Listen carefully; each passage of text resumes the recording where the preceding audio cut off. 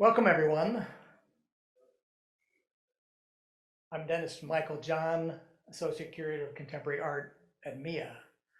Thank you so much for coming this evening for our special artist presentation by multimedia artist Adebunmi Gbadebo.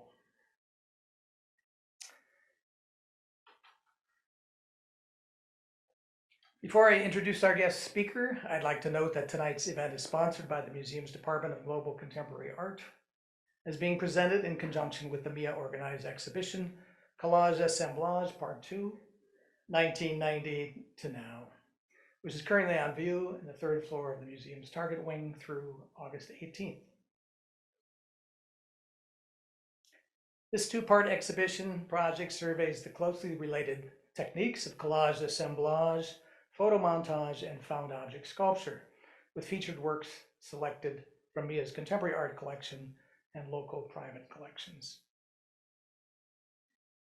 The current display explores the resurgence of interest in these art forms over the past several decades, highlighting both formal and conceptual experimentation and demonstrating how collage and assemblage techniques are particularly suited to social, political, and cultural themes and content.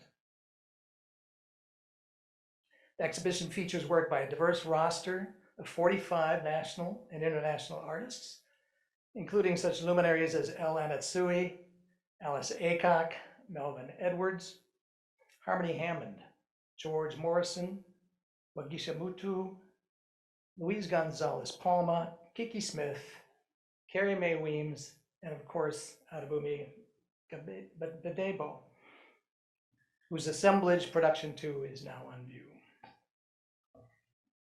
We hope you'll have a chance to see this special exhibition following tonight's lecture or during a return visit to MIA. Now it's my pleasure to introduce tonight's speaker.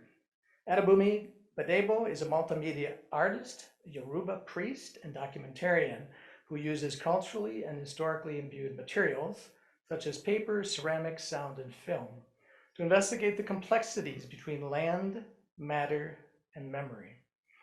Her practice captures many aspects of personal ancestry and Black American experience. Born in New Jersey, Adebunmi is now based in Philadelphia, where she is artist in residence at the Clay Studio. She received her BFA degree from the School of Visual Arts in New York City and a certification in creative placekeeping at the New Jersey Institute of Technology in Newark.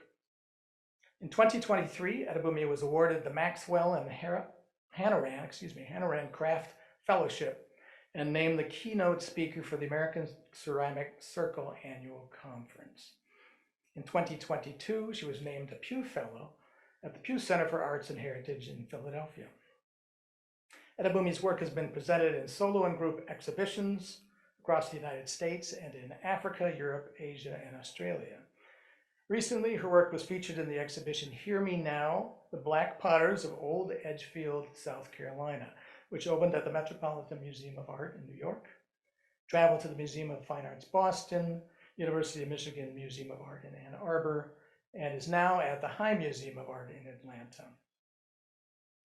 Examples of her work can be found in the permanent collections of various public institutions, including the Smithsonian National Museum of African American History and Culture in Washington, Museum of Fine Arts Boston, Newark Museum of Art, South Carolina State Museum in Columbia, Minnesota Museum of American Art here in St. Paul, and of course, Minneapolis Institute of Art, among others.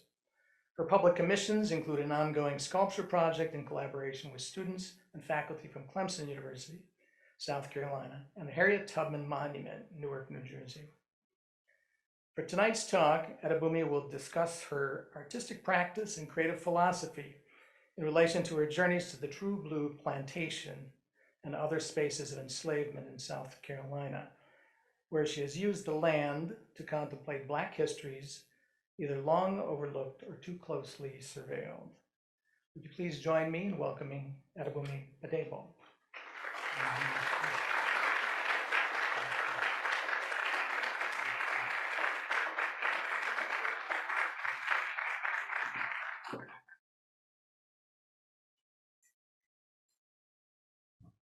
Before I start, I just want to say I'm very, very grateful to be here specifically at the Minneapolis Institute of Art.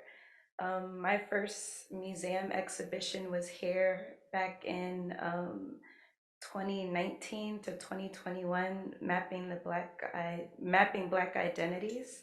Um, and this institution has acquired uh, the most work of my practice, but also the very significant, I guess, series, which I'll cover. I'll try and cover all of them in this talk. So I feel really honored and blessed to have the support of this institution and to be here again for a second time. Um,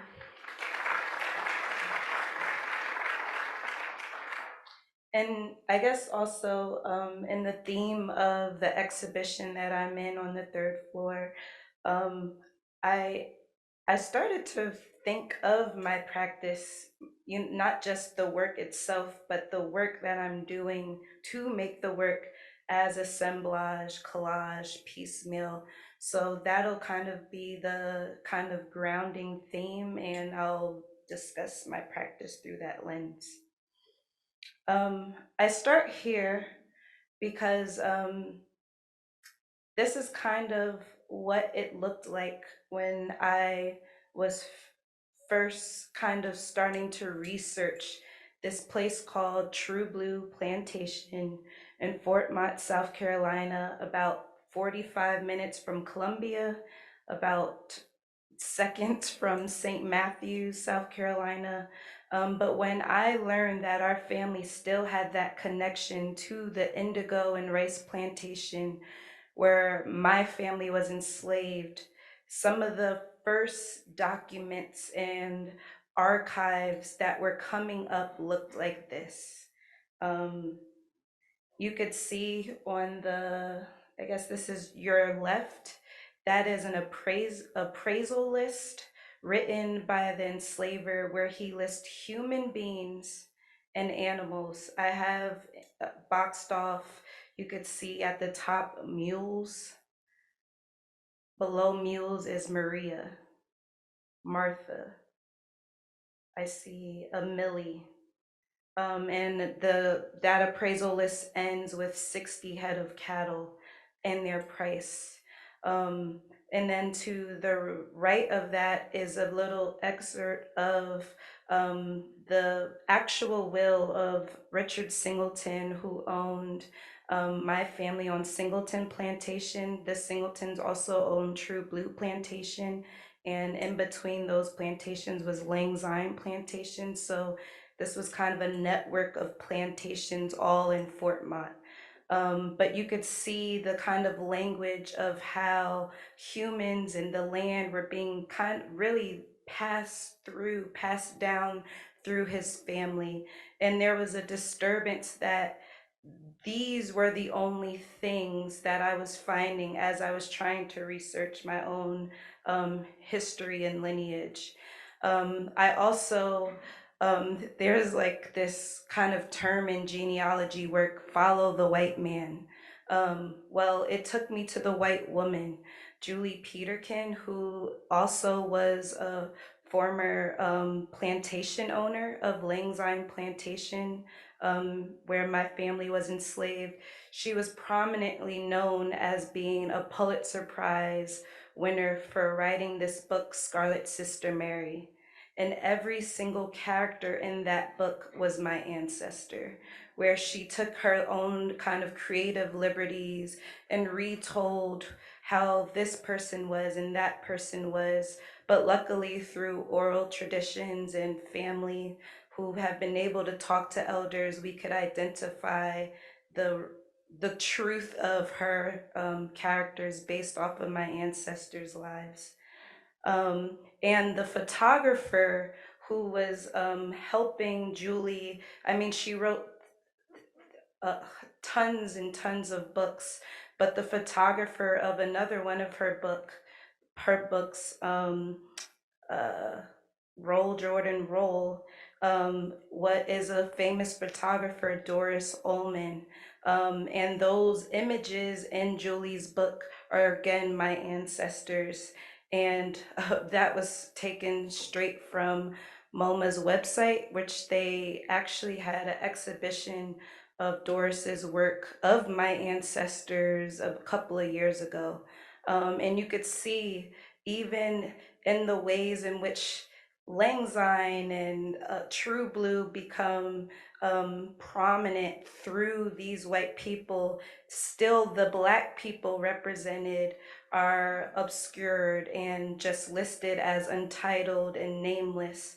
Um, so these were some of the challenges that I was facing, and how do I put together, make whole, or attempt to make whole these histories of my ancestors when they're showing up as anonymous, as someone else's subject, as things priced at $150 and inherited to relatives.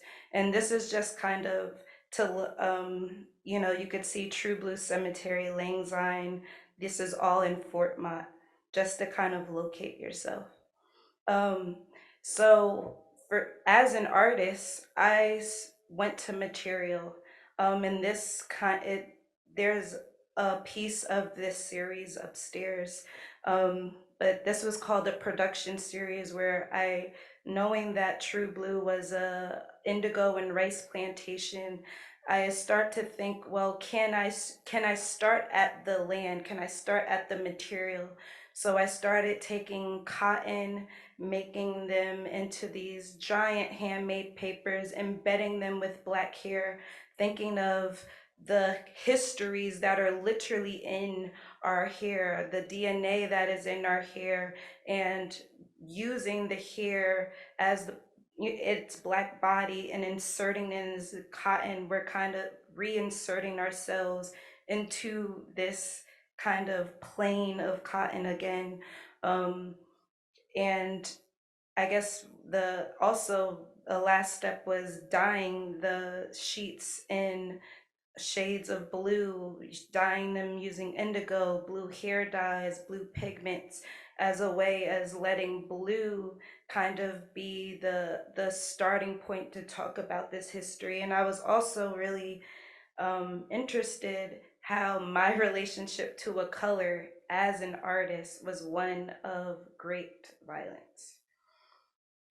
This is, if any of you were able to see the show, Mapping Black Identities, they actually exhibited the first sheets that I made blue. Before that, they were just kind of the natural color of the cotton.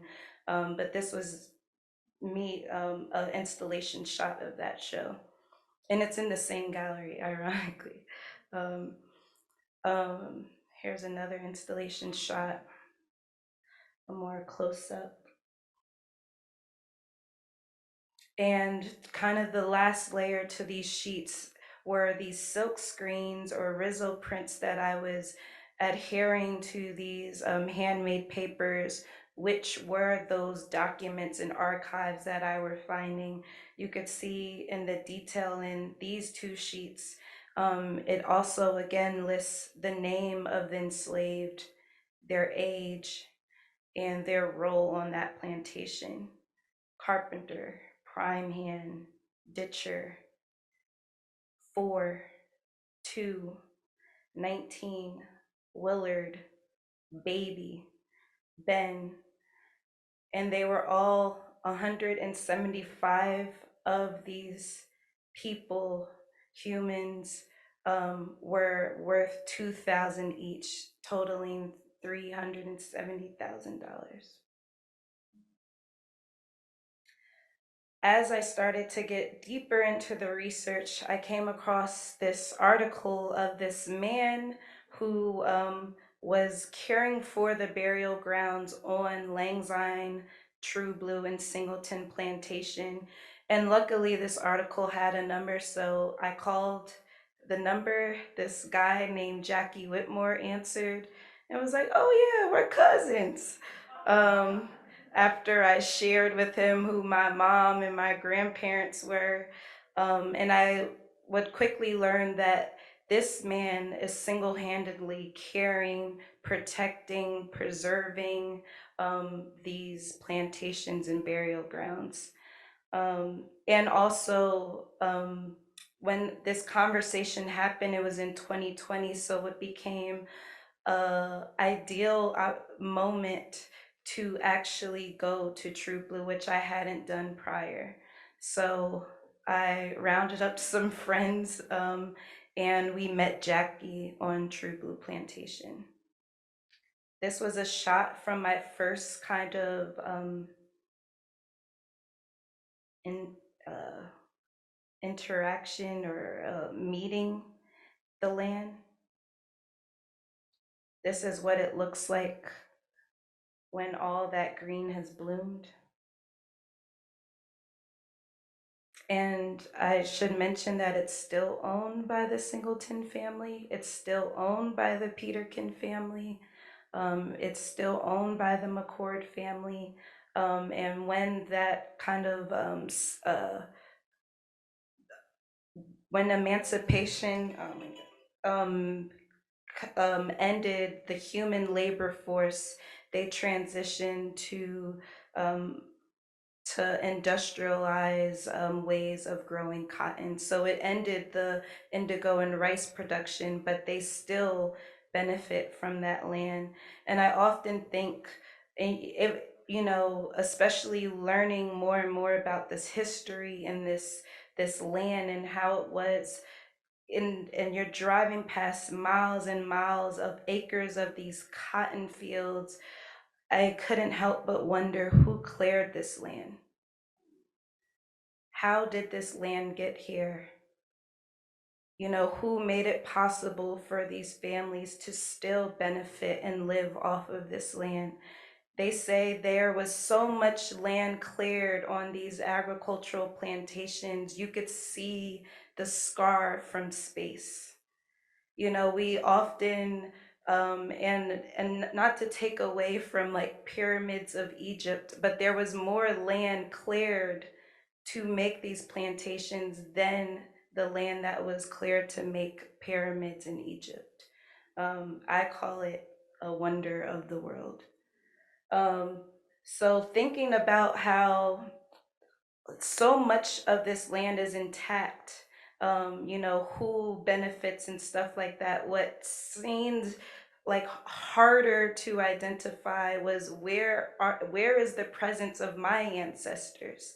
Where are they? And that answer is within that red circle in these woodlands. And here's True Blue Plantation Cemetery.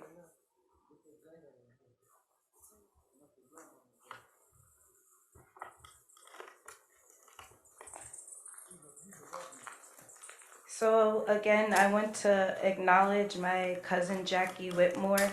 The fact that you could see intact headstones and you could walk through the land and you could identify bodies and names is because of the work that he has done. And a lot of this is through his own funding, his own just time and energy to do that. And also, one of the reasons why our family was able to make this connection and not be completely severed from these plantations is because they continue to bury on True Blue. But as you go further into this 7-acre cemetery, the land looks like this.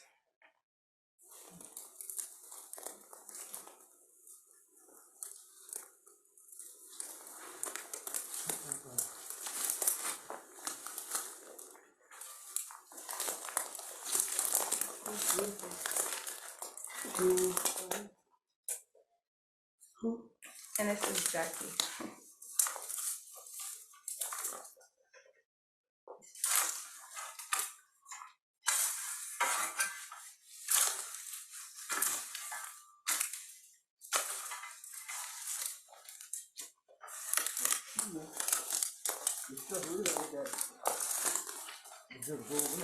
And this is just an attempt to find those headstones that go back 100 years, 200 years, 300 years. This burial ground was established in the early 1700s. I'm gonna kind of quickly go through some images of the conditions of the headstones in this burial ground. Some bodies are just marked by broken shards, which does two things. One, it's a sad reality that there only is broken glass, but I think the more I was learning about kind of African traditions and African burial traditions, that is common to mark a body with broken shards. Often when someone passes, you may take their favorite plate or um, uh, bowl and break it to really acknowledge that, to create this severance and this separation between the land of the living and the land of the dead. Um, so you may see broken pottery and shards in a lot of burial grounds of African Americans. Some headstones have completely broken off. Can you find the headstone? I think that's the point, but there is a headstone in this image. Some headstones have tumbled completely over, and Mia actually owns a vessel of mine that sits on its side, and it was very much inspired by kind of these fallen over headstones.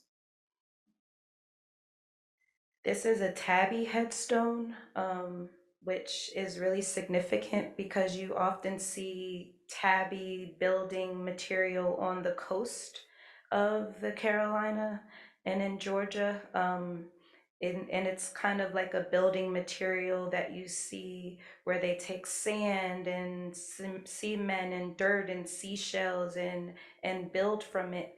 But Fort Mott is in the center of South Carolina. So for me, it not only demonstrated um, kind of that people were being transported from like places like Charleston inland and all over the state and country, but they were bringing their techniques with them. But this is a headstone that probably because of the tabby is probably about 200 years old. There's a lot of sunken graves where bodies have completely decomposed. This is a direct relative. I am from the Ravenels. If you know a lot about the South Carolina history, then this name is very prominent. But this is William Ravenel, is a great, great, great uncle. And I'm gonna come to this quote. Again, thinking about piecemealing, how do I put together this history? Seeing that burial ground, seeing those fields, there was just this kind of uh, turmoil within me that this just felt like an impossibility, that there was so much loss. And then I came across this essay, and I'll quickly read it. Nearly everywhere on Earth, sand is principally made up of one element.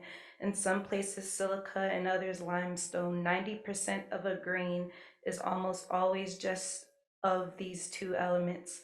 But the other 10% is the percentage with the difference, the percentage that in its difference matters, the percentage that can tell us something about a history of a place. So for me, what this essay, but particularly this part of the essay, told me, or kind of solidified within me, is whatever is lost, whatever cannot be found, or whatever was refused to be added to this archive is in this land, that 10%. that this land literally can be a repository for memory. So I went to the land, I took it, and I made something from it. And I was definitely thinking about, in the same way that I was already doing with paper, using cotton and thinking about the histories that are within this cotton, the history that is within this color blue, the history that is in our hair, that there is blood, sweat, tears, flesh, bone, the things that happen on this land, those pine trees that witness what happened and then went back into this land, all of that is in this soil. So I started working with it, and that became this shift in my practice, which now I hold a space for both the paper making and the ceramics. But it led me to start working in ceramics. So these are some process shots of literally taking that red earth, making it into this mud that then becomes clay, and then building from it. I also, with working with Jackie, started to learn about these other spaces throughout the plantation that been asking him like where's the evidence of us? He took me to this schoolhouse that was built by Julie Peterkin and Eleanor Roosevelt, and it became a Black school for that first and second generation of descendants of those enslaved. He took me back to Columbia, South Carolina, on University of South Carolina's campus, where they have the McCord House, which was owned by Louisa McCord, who was also a writer but owner of the plantations where my family was enslaved. But she kind of shipped a portion of her enslaved people to Columbia to build this house on USC's campus. And she used it as a Confederate hospital to care for Confederate soldiers. And it's currently being used as student housing, leased by the governor of South Carolina, who leases it to the university for students. Um, but I was lucky enough, as they were restoring the home, to reclaim the balustrades. You could see them on the balcony. To reclaim the balustrades of that balcony, and use them. And I've been using them and putting them in shows just as they are, because to me, they are the physical evidence that they were here. They show the skill, the intellect, the craftsmanship of my ancestors. So I've just been presenting them as such. And then kind of the third space on this plantation is a church called Jerusalem Church, where immediately after emancipation, my ancestors built what I say is their first institution, which was a church on the land. Unfortunately, now that church is owned by the Winges family. The Winges were the overseers of True Blue, and they turned that church into a hunting club. To get that photo was an act of trespassing. I think we have time. I'm gonna.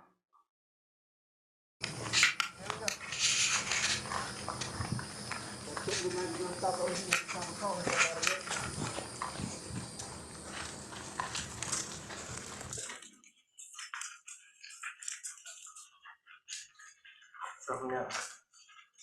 When you go to your own people church. Something else.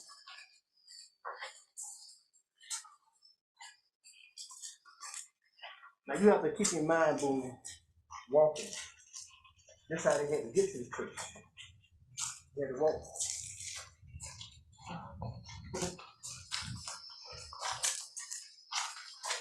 Yeah.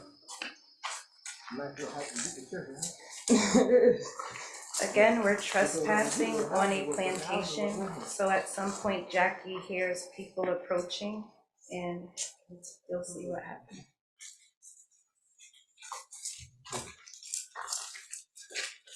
Here.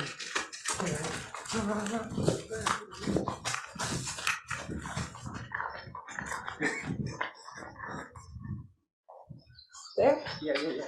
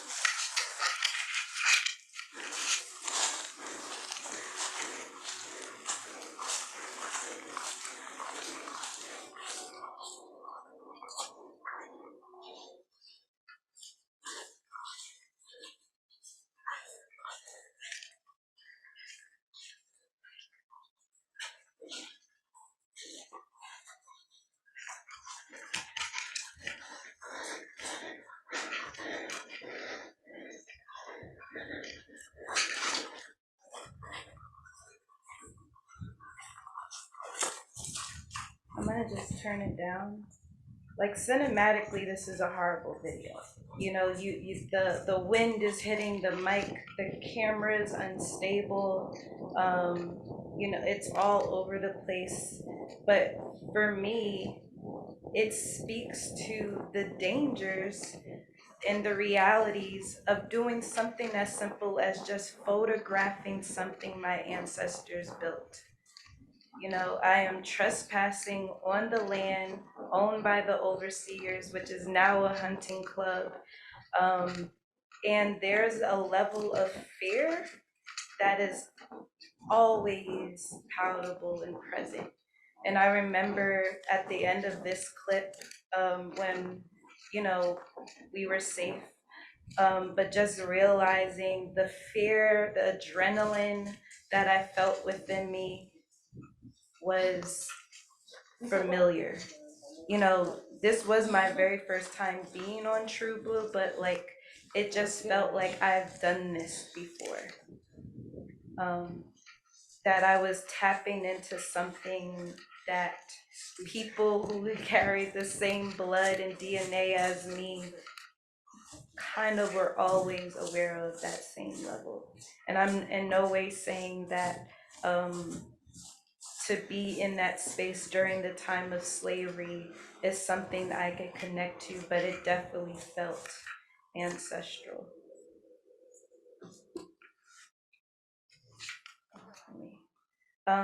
And luckily, again, I was able to inherit the original church pews. Um, so, and every time I have displayed these church pews, there is someone that has come to the show and said, I think we're related. So this was actually a curator, Terrence, I forget his last name because that we're cousins, I should know it. But he's a curator. He was curating at MFA Boston and was told to come to this show because he had a connection to Fort Mott.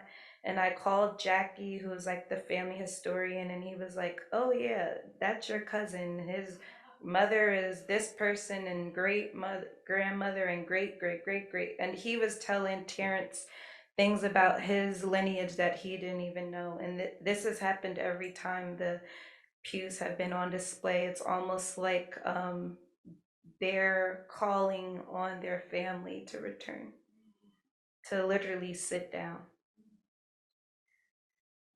Um, and in doing this work and doing this research, I realized, I'm engaged in this act of materiality and vessel making, but I am a vessel.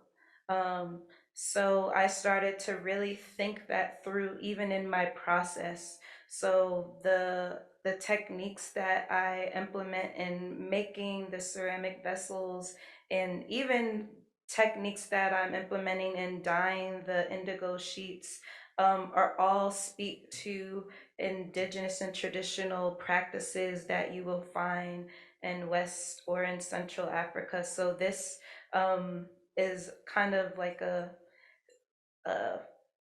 connector of Winnie Owens, who learned how to make vessels from the Coolie women in Ghana, who taught Jahan Thomas, who is a arts educator, ceramic and artist out of Philly, who then taught me. So just thinking about how these traditions are literally held within us and we could continue that made me think a lot about how those traditions made it through the Middle Passage, when those Africans could not take everything, were removed from everything, what they still carried and held within them is something that couldn't be taken. Their connection to the land, how they worked the land, how they cultivated the rice, how they cultivated the indigo for centuries, and how those skills became paramount to the success of the plantations in the Carolinas and Georgia. Here's some of the vessels that were made from that soil, that earth. Um, Again, thinking of assemblage and bringing together material, this earth, and this vessel is holding the Carolina gold rice, this specific grain of rice that literally blew up South Carolina. It was one of the wealthiest states in the country, and it was not because of cotton, but because of rice. um, Again, bringing in our black hair, I started to play around with these cracks, thinking of the earth opening up and leaving these kind of real spaces for us to insert ourselves back in. This piece I just learned, well, I don't know why I didn't know that, is at the Weissman Museum, so it's very close. Um, thank you. But thinking a lot about function, um, this piece is holding race, but in a way that's, in ways it kind of looks like kind of rows of like fields or rows of crops, but also just kind of turning function on its head. This piece is in a show right now at the High Museum. If you have any family or friends in Atlanta, a part of the exhibition, Hear Me Now, the Black Potters of Old Edgefield. Um,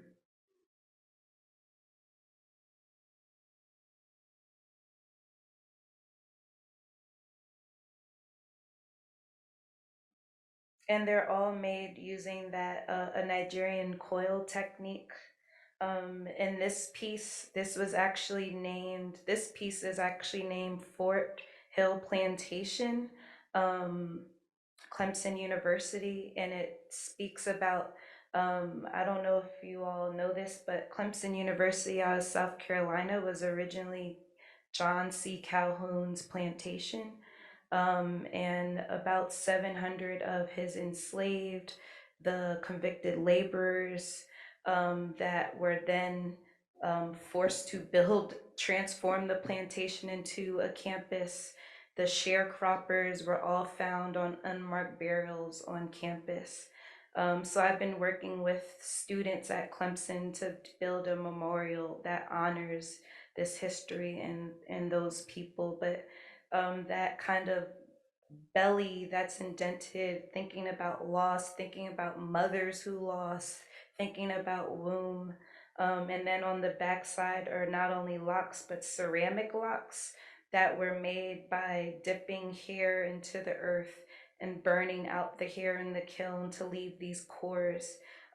because all 700 burials actually were voids. They're all the humans that were buried in those burials, their bodies disintegrated because of the acidity of the soil. So thinking about again how the earth kind of encapsulates and um, creates kind of these memories of where our bodies used to be in the land. And this piece is actually Mia's collection, and um, entitling. I feel like I'm getting a little lazy with titling now currently, but all of the pieces, especially the smaller sheets, the sheets that were in Mapping Black Identity, all the titles were after people who were found on the wills, but the ceramic pieces are all taken from the full inscription on a headstone. I started to think of these headstones differently, that in a way they are documents. They're like stone documents that list a name, a birth date, a death date, were they mother, were they father, and these beautiful poems of where their descendants kind of wish their wishes for their spirit. Um, so that's the name of that piece.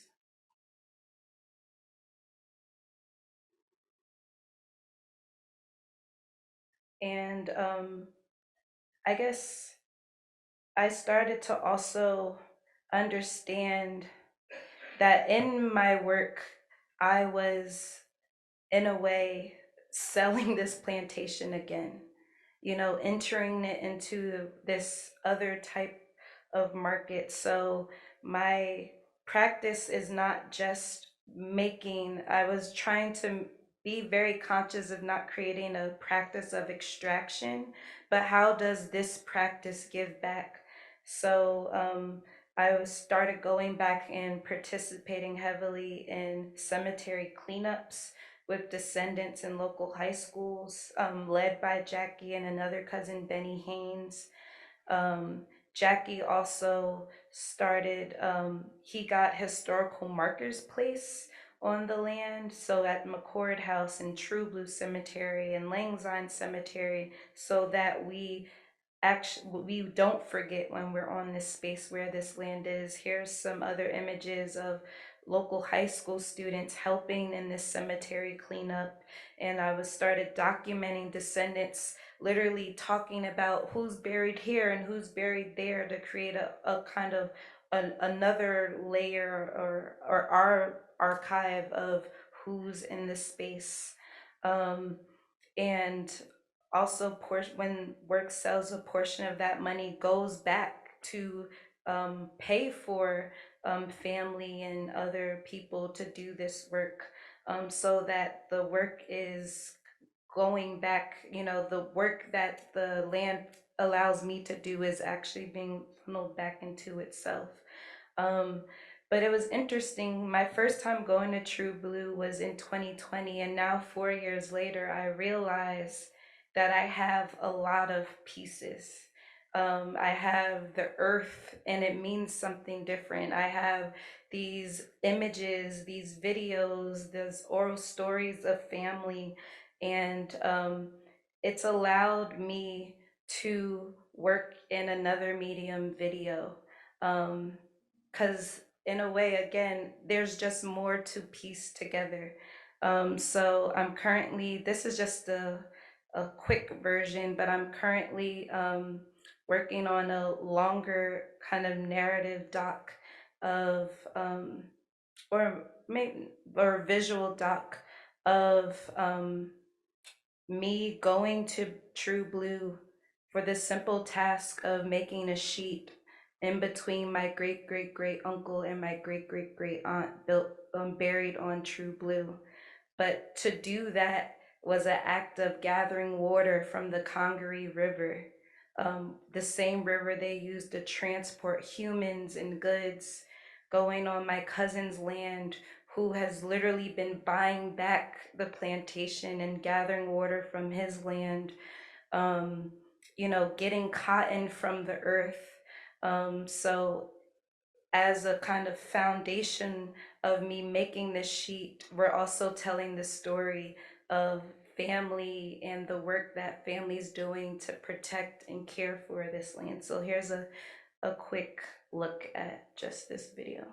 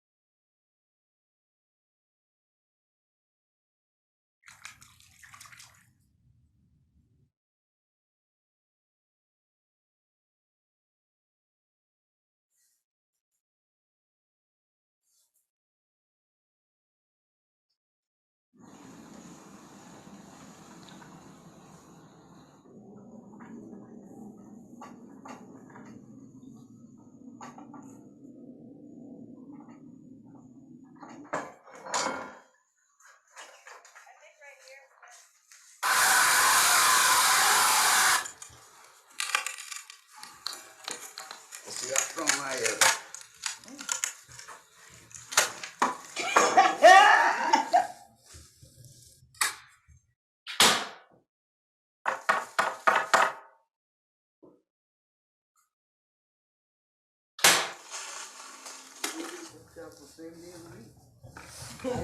I eat so much pork chop one time, till both of my feet swole up.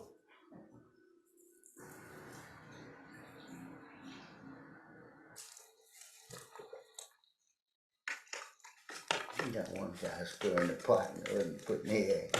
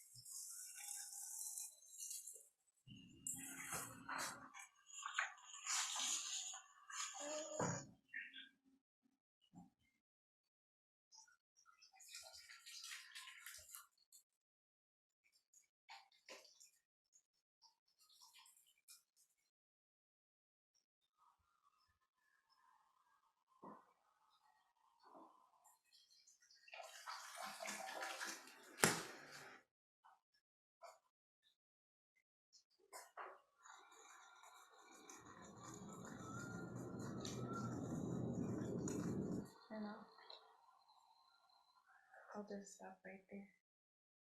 Oh no, don't stop. It's supposed to be a Q&A. No? Okay. Oh crap. I think I could find where it was 1 more minute left.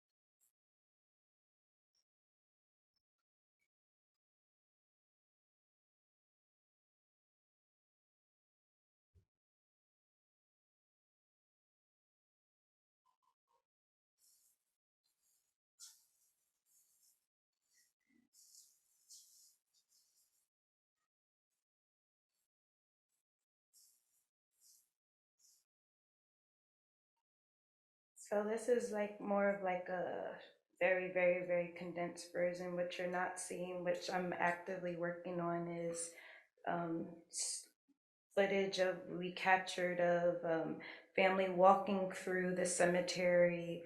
I pointing out who Julie Peterkin said that was that. Well, this is that person, and this is their real story.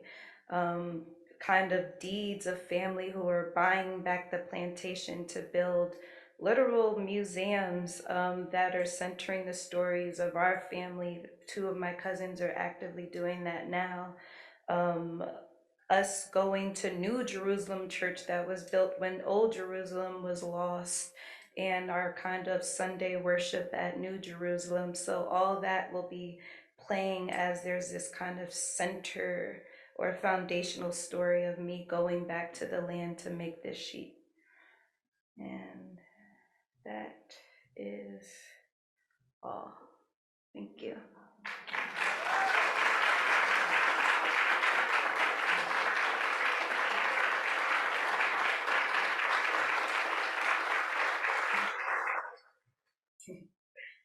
We have, I guess, a little bit of time for questions.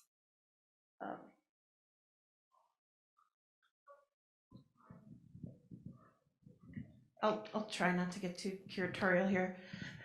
Beautiful conversation. Thank you so much for coming all this way to Minneapolis. I'm so glad the weather was good and not snowing. And thank you for this really engaging and powerful conversation tonight. There is so much about your work, and as I said earlier today, I could wax poetic for hours about your work, but two things come to mind, and that is tactility and the joy in finding and the joy in archiving, and there is a sense of joy within the work as well. And I'm wondering if you could talk to what you find joyful or grounding in this work as it relates to maybe to your practice or your daily life. Yeah, it's interesting. I didn't realize I was building this archive. I mean, this is just 1% of like videos and interviews and voice memos and photographs that every time I go, I'm just documenting as an artist, and I look back and was like, oh, I'm filling in a lot of gaps, and also just documenting in a different way that becomes more accessible than what, Jackie and cousin Benny were doing. One thing I didn't share, right before I went to True Blue for the first time, my uncle, grandfather, and mother passed away. My mom died of COVID. And True Blue became the only kind of way to think about a proper kind of funeral or memorial, because my mom died at a particular time in the pandemic where like people really were not gathering.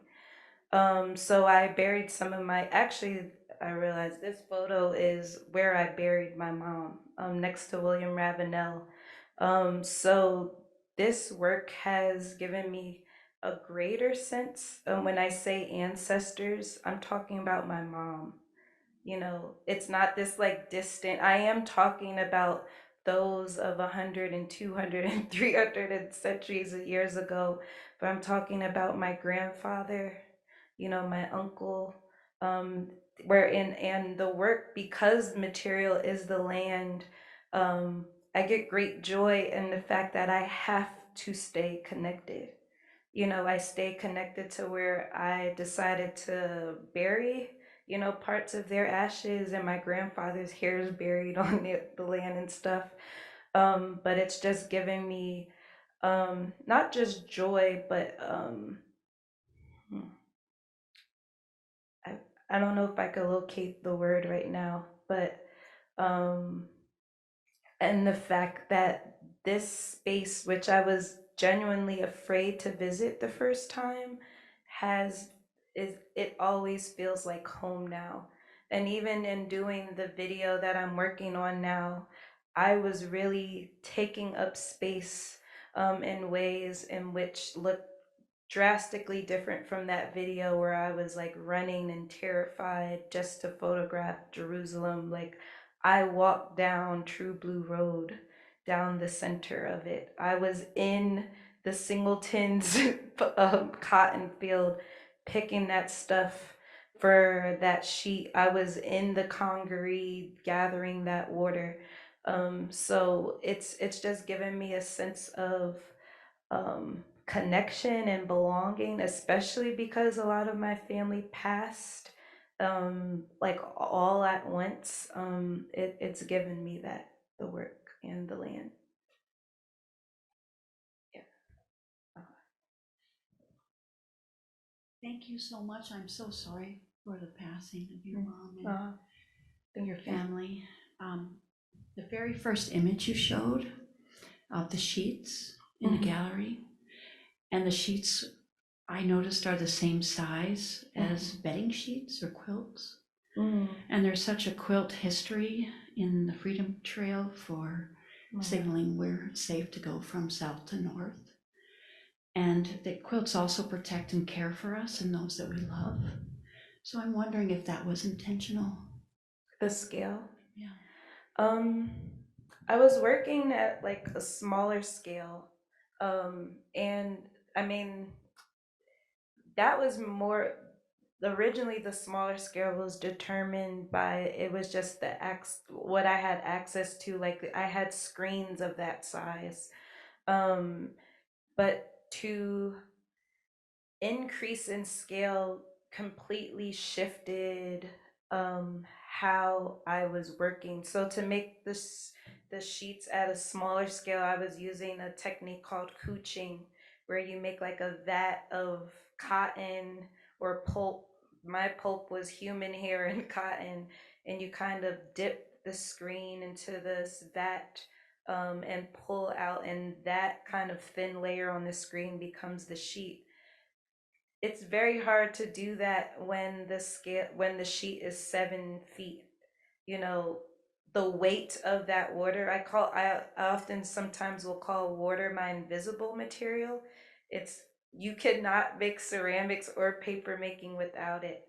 It's like this essential material, which is why, like, to make it in the middle of a plantation was like, where do you get the water? Um, but it's just kind of very impossible for me to work alone and to make a 7 foot by 3.5 sheet. Um, so that's when I started the pouring.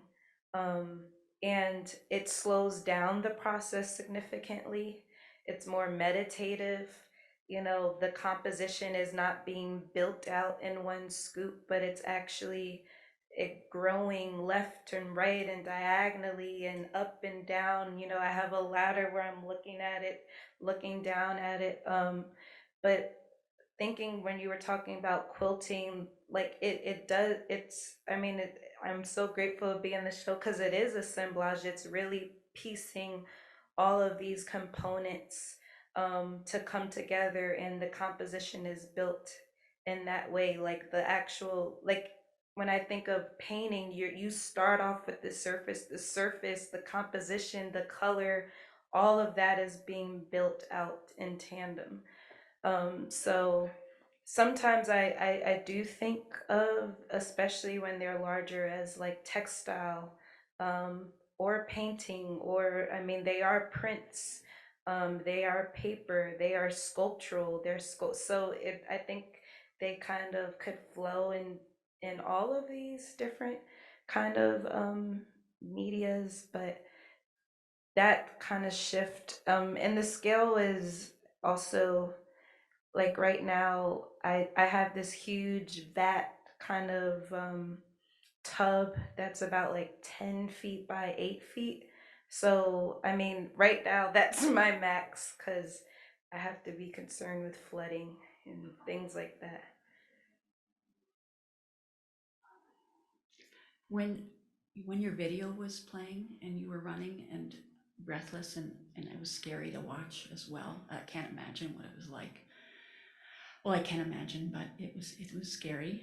But I also thought of the sound. It reminded me of when you're pregnant and you're about to hear your baby's heartbeat for the first time in an ultrasound, and it sounded a lot like an ultrasound to me. And I was thinking that's kind of symbolizes a new life coming forth, and I'm hoping that you are the new chapter of the important work of ending systemic racism. Oh, Yeah. well, I hope I could play a little part in that, but that's a big task. I guess I'll speak more on, but thank you that you think so highly of me, and I would do that. But thinking about this sound, like I said, when I looked back and saw that I had all these videos, I started extracting the sound from them. So like currently I have a show up at the Biennial of Sydney in Australia, where I have an installation of vessels that are on, and the plinth is based off of the staircase that my cousin Benny built that gives us access to all these cemeteries. So it's like his dimensions. So the vessels sit on a staircase, but kind of radiating from this staircase, you hear when I was running, and you hear the wind hitting the mic, and you hear Jackie when he was chopping through those horsetail weeds to get to the headstones, and you hear Jackie telling me, all right, you see that headstone, or this is how the family lost Jerusalem. And so for me, I've always been interested in sound. Actually, before working in paper and ceramic, I was doing sound installations, because I feel like sound captures us in a way that sometimes visual representation may fail, or not capture us, or not hold us long enough, especially in a time where we're always on social media and looking, and there's just so much visual stimulation constantly. A breath could capture you in a different way. So I've been playing around with sound, and making these soundscapes that complement the paper and the ceramics.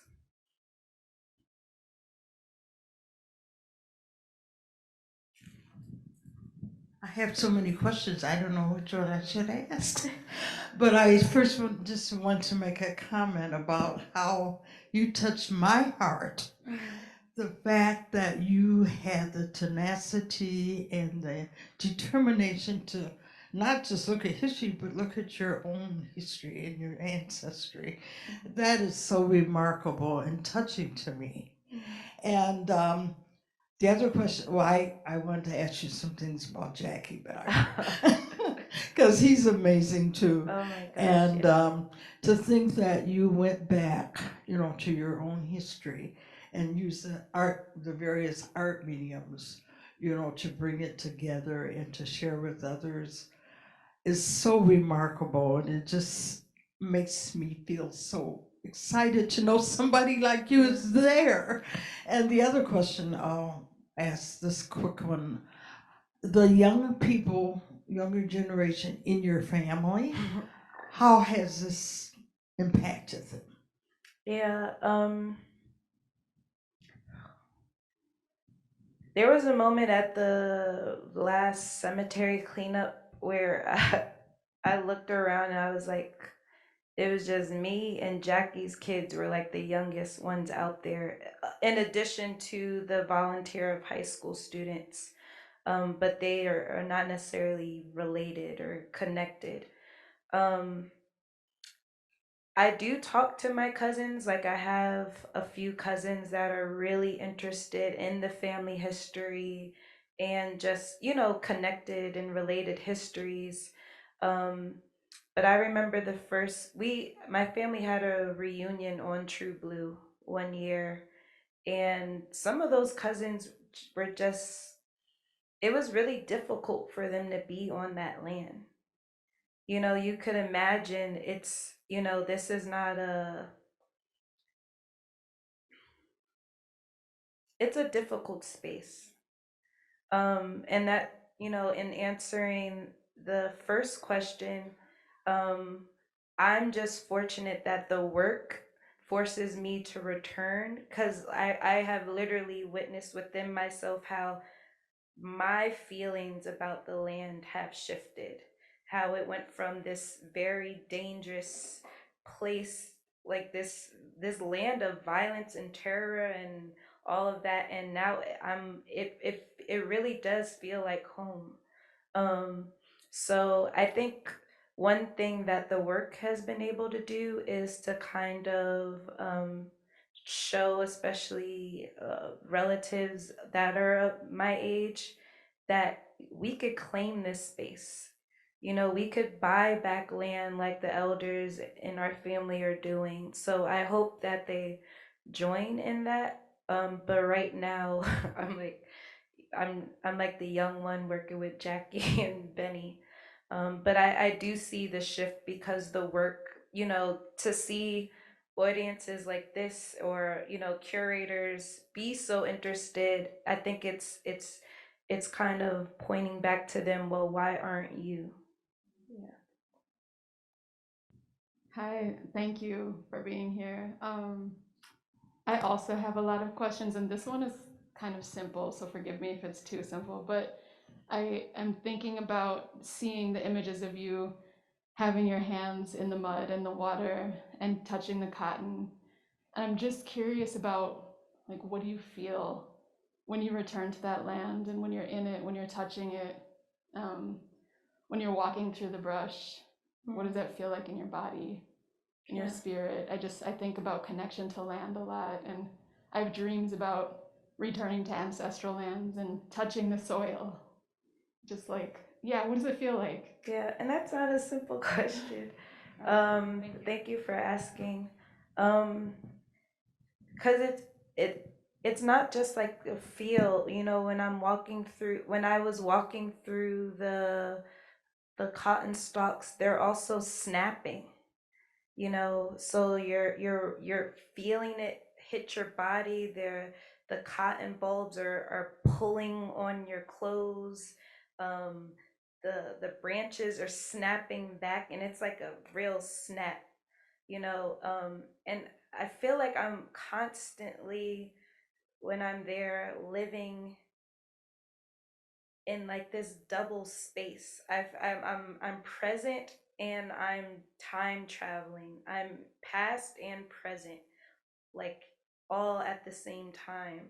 When I said I feel like I've been here before, when I hear the snap, it feels like the first time, and it feels like a sound that I've known.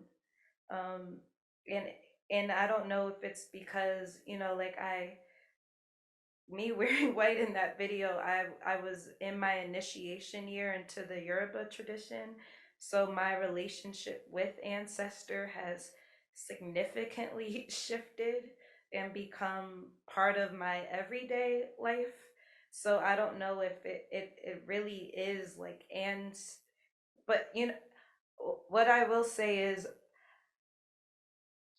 those ancestors know that I'm returning, and I think it's not just the land that I'm hearing, it's them. And it may be through the land or through, it could be the way the wind hits or, the chirping of the birds or the cicadas, but like they're there. And I do feel protected because I mean, that wasn't the only time that video taking a photo of Jerusalem. Like there has been other times where I've been in very unsafe predicaments on that land, but I always feel them. Yeah. Hi, thank you so much for being here. I'm really happy for you and your family, and it was really touching because my people are from the Caribbean, and I don't know how to find them, and I'm really happy that some people are able to do that, and um, I don't know, it was so touching, but also just thinking of, I like what you said about sound, and I'm really into sound, and how you can just close your eyes and it can be so many different things to different people about what they would imagine it being. But my real question is, after you were initiated, how did that change your view on what you were doing within your art?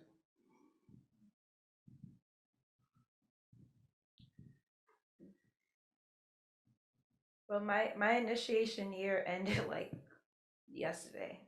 Really, really. Like I was buried all white until 2 days ago for a year. Um, so I think it just deepened, you know, because the Yoruba tradition is one that is heavily based in nature. you know um I also, in becoming initiated, learned that one of my mother Orisha is Oya, and she dwells in cemeteries. So I felt like spiritually, like my now mother Orisha, and what led me to True Blue was through my mother wanting to bury her there, but that like mother was saying this work is your spiritual practice, because they sometimes yawos, that's what they call you when you're initiated in your first year, are not allowed to be in cemeteries because you're in a year of protection. You're spiritually vulnerable. That's why you're wearing all white, you keeping your head covered. So to go in a land of the dead is not ideal. But I just felt like that confirmed that this work is okay, and it also let my spiritual family know that. Um, but I guess being a priest now, it just gives me more tools, and how to spiritually protect myself, equipped myself to do this work. I remember a couple of, well, not a couple, maybe last year, there was a week where I visited about plantations in South Carolina. The one that was connected to Dave Drake and the Edgefield Potters in Edgefield, South Carolina. Another one that was connected to Clemson University, the ones that are connected to my family. I went into a slave cabin for the first time, like three of them in one day.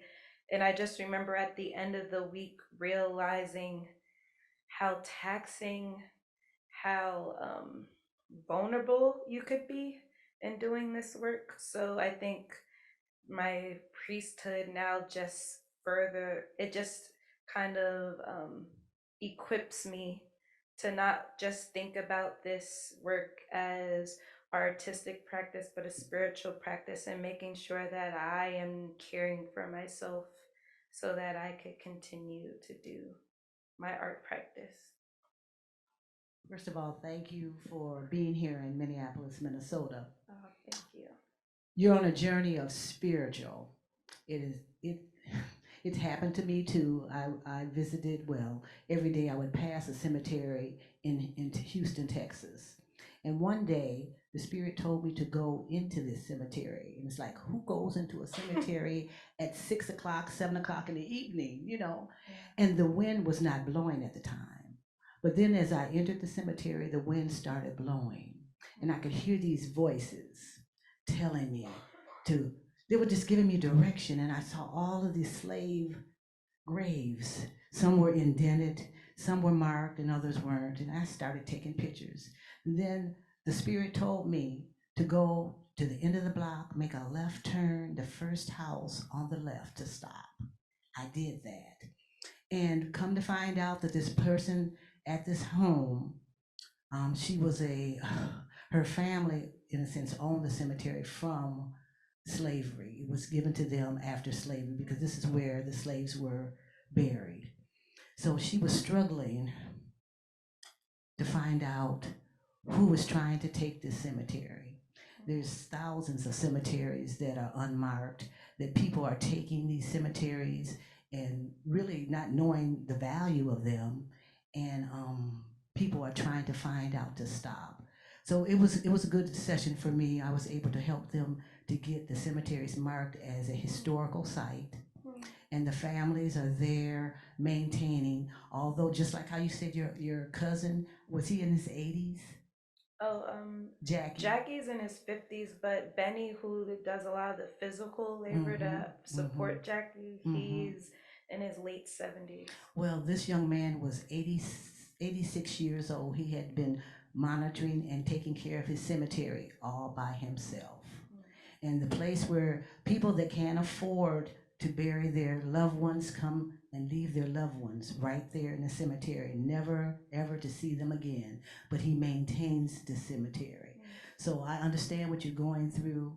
I somewhat went through some of the same emotions that you went through. Why am I here? What am I doing? And you're just led by the Spirit of God. So thank you. Continue to do what you're doing because it's so valuable for our culture. Thank you.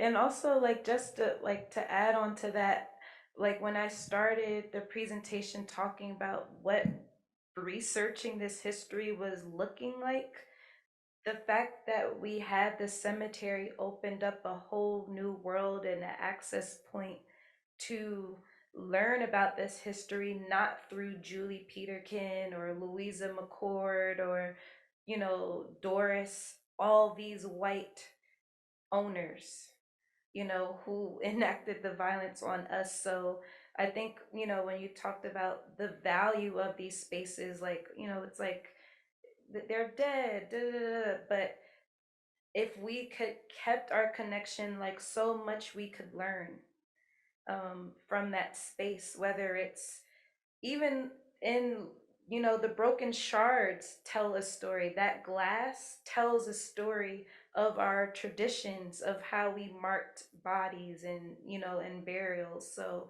there's those spaces are important.